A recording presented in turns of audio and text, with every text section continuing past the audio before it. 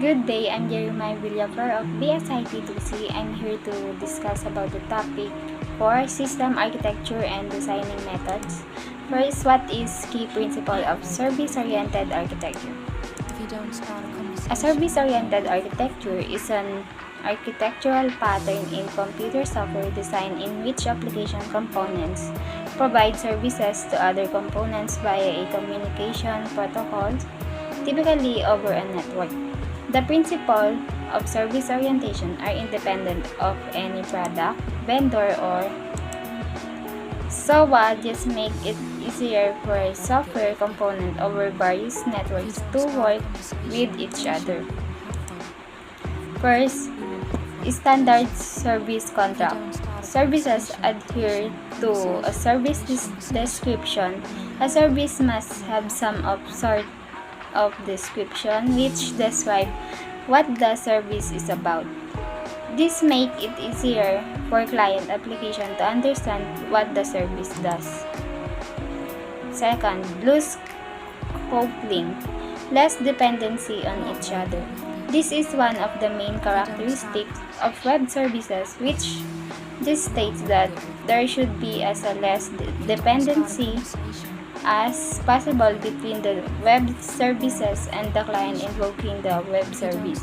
So if the service functionality changes at any point in time, it should not break the client application or stop it from working. Third, we have service abstraction. Services hide the logic they encapsulate from the outside world. The service should not expose how it executes its functionality. It should just tell that the client application on what it does and not on how it does it. Last, we have service reusability. Logic is divided into services with the intent of maximizing reuse.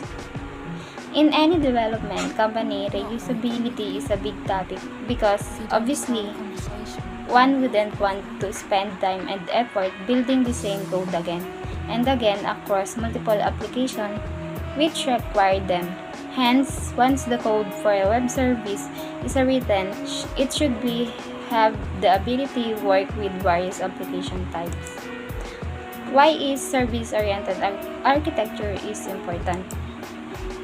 First, SOA can support architecture can also give the business real-time access to the data they need. Business activity monitoring BAM.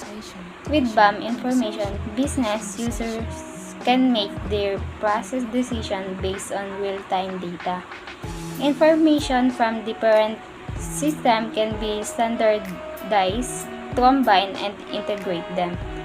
In our example, we could combine a customer records from a sales and a billing system.